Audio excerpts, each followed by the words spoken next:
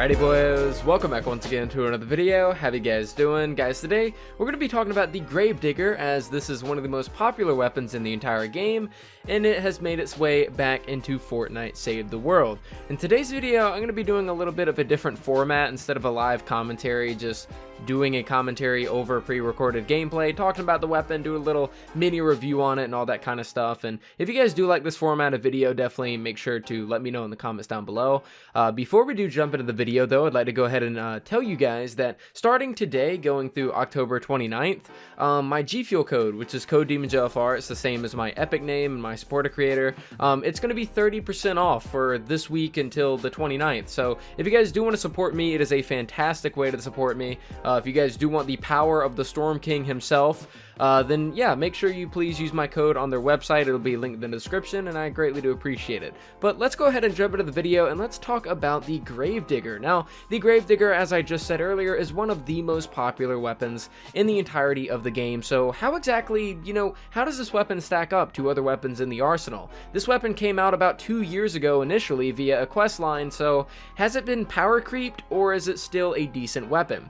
Power creep, for those of you guys that don't know, basically means if a weapon comes out a really long time ago and the developers release really good weapons over time, it's going to power creep that initial weapon, as it's going to be worse compared to the new content. So is the Gravedigger been power crept? Is it a really bad weapon compared to the new assault rifles? Well, let's go ahead and find that out. So if you guys do want to pick this weapon up, you can actually pick it up from the weekly items, the weekly shop, for 1680 gold. In my opinion, you probably should be able to get it from the event store, seeing as this entire event is Fortnitemares themed.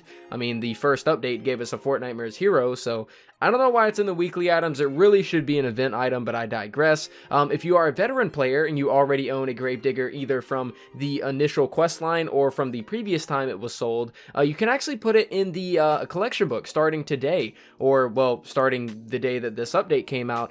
You can actually have a crystal version and a normal version. So you can put your copper Gravedigger in the collection book, and then you can also make one shadow shard or obsidian and then put that in the collection book, and then have this third one to use if you would like. If you guys are curious what kind of rolls I went with on the Gravedigger, I actually went with what people in Twitch chat were telling me was the base rolls that this weapon came with. It came with a crit rating, crit damage, and damage to afflicted. Now, I'm not sure if this is true, but those are the rolls that I personally go with.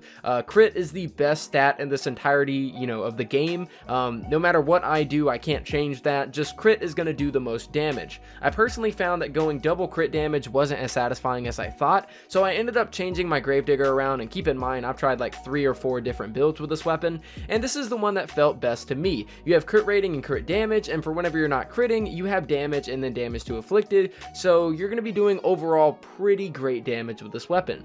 If you guys are curious as to the loadout that I use whenever I use assault rifles, I like to use Breakbeat Wildcat, as she is fantastic to use with Totally Rockin' Out. I use Fumble and Subwafers to account for that team perk, and assault damage and assault crit damage alongside Plasma Arc. If you guys do not have an energy Gravedigger, you can always opt for something like Crack Shot to give you stacks of damage up until the time you have to reload. So let's go ahead and talk about this Gravedigger in terms of compared to other weapons. How does this weapon stack up to other weapons? I did some testing. Well, actually, I just used the basic compare feature. I did the compare feature with the Gravedigger compared to 2 SMGs and 2 assault rifles. All of these weapons are considered to be top tier weapons within this game, and I'm going to go ahead and share a few of these screenshots with you. Each one of these weapons are built to be the best that they possibly can be in, pretty much every circumstance. So all these weapons are crit built. More than likely they are crit rating double crit damage or something along those lines, and so that's why it's affecting these stats. But either way, the Gravedigger is built to be great, and all of these weapons are as well.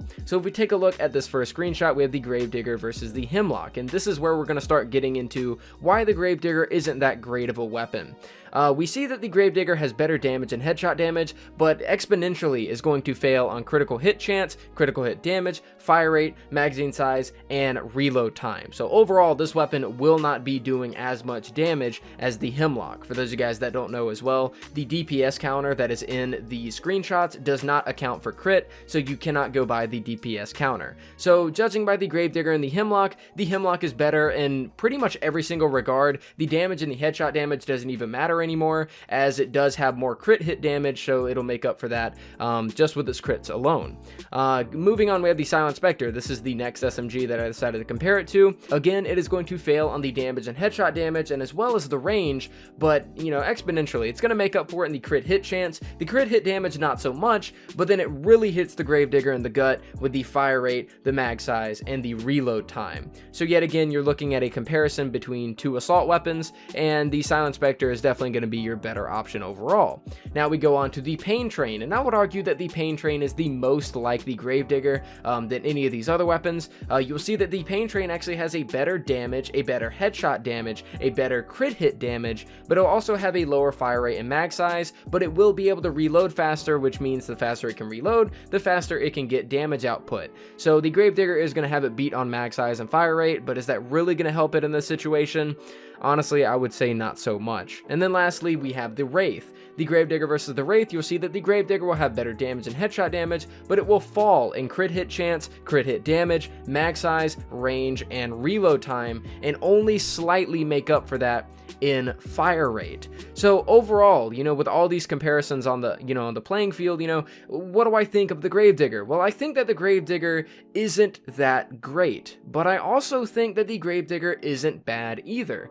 The Gravedigger, in my opinion, is probably the best example of a mediocre assault rifle, and we talk about this all the time on stream. If I were to see somebody on my team using a Gravedigger in a high power level mission, I wouldn't think twice about it. However, if I saw somebody using something like the Steam Piston, or maybe even the Razor Blade, I know some people might like the Razor Blade, but I personally don't like it, maybe the Ranger as well, or a Siegebreaker / Nocturno, yeah, I would be a little bit concerned. But if I do see a teammate ever using the Gravedigger, I won't think twice about it, because this weapon is pretty much your mediocre assault rifle in pretty much every respect. It has pretty decent damage and headshot damage. The crit hit chance and the crit hit damage isn't all that great, but if you do factor in totally rocking out as a team perk, it can exponentially boost that amount of damage and that amount of crit. The fire rate is actually pretty decent, the magazine size is better than normal, the range is average, and the reload time, although it is a little bit on the higher side, isn't that big of a deal in my opinion. The Gravedigger just in general is your mediocre assault rifle, and I even find myself using this weapon all the time on stream. I am somebody that does like to indulge in the meta and try to use what is best in this game. However, I really do have a soft spot for the Gravedigger. It's a weapon that looks fantastic, it sounds fantastic, it does pretty decent damage, and that's really all I want.